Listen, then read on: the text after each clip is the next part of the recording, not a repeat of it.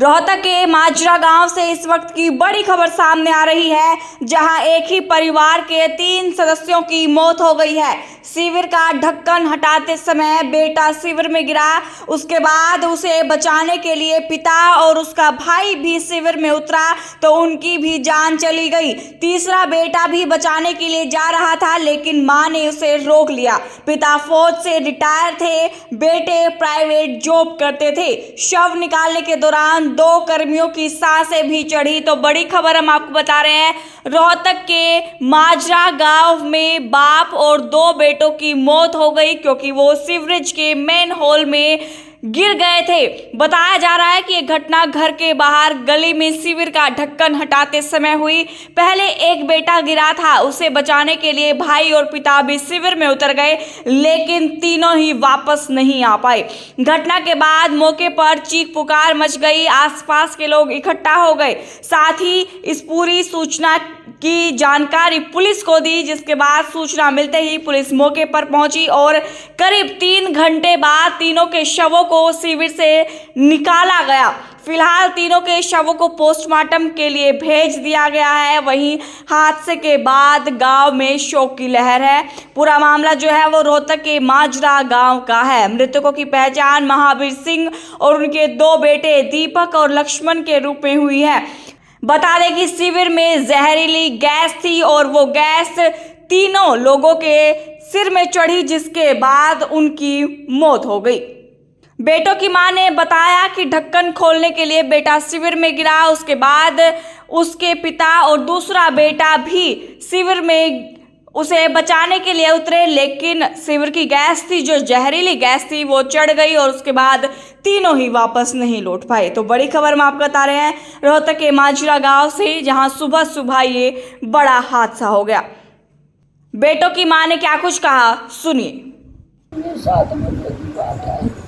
ये पानी छोड़ो तो नाली फंस गई थी, उसका पानी काट देता हूँ अपने को ये लोग बेस भी हो गैस ही बना। मैं भाई लिकट ले ये लिकट लग गई तो जो बेस नीचे बाप पकड़ने लगे, बाप भी बढ़ गया, दूसरा बेटा पकड़ा, दूसरा भी बढ़ गया, तीनों ऊपर नीचे बढ़ गई। ये गैस थी बन गई शिविर बेहोश की थी, तीनों बाप बेटा पड़ गया। मैं इतने बिकते मारे के सामने गड्ढा बनाया। हाँ, घर के सामने शिविर का। अच्छा, ये रिटायर थे उससे? हाँ, एक कंपनी में एक बड़ा शिविर की दुकान का मोटरसाइकिल का। अच्छा, कितने बच्चे थे? मेरे 3 लड़के 4 लड़की है। 4 लड़की थे, ब्याह के एक बेटा प्यारा के 2 कुंवारी थे। क्या नाम थे उनके? एक का लक्ष्मण है, एक का दीपक, इसका पापा का नाम महावीर। वहीं मौके पर मौजूद लोगों ने बताया कि पुलिस 3 घंटे बाद तीनों के शवों को बाहर निकाल पाई।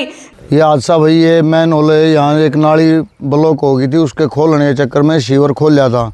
तो शिविर खोलने के बाद उसकी बदबू से एक देखने लग गया भाई कहाँ पे नाली का सुराख क्या बनी, वो बदबू से वो उसके अंदर गिर गया। ठीक है, गैस बनकर पकड़ के खींच लिया गैस ने, हैं। अच्छा, फिर वो दूसरा बचाने के लिए भाग्य गिर वो खींच लिया। फिर तीसरा उनका जो पिताजी थे वो बचाने के लिए जान लग गया, वो भी खींच लिया। गैस इतनी भयंकर थी जी इसमें कि 3 घंटे बाद निकाले हैं, पुलिस की टीम ना आ गए हैं। और जो भी इसके उनमें पुलिस वाले में भी एक बेहोश हो गया था, बड़ी मुश्किल संभाला।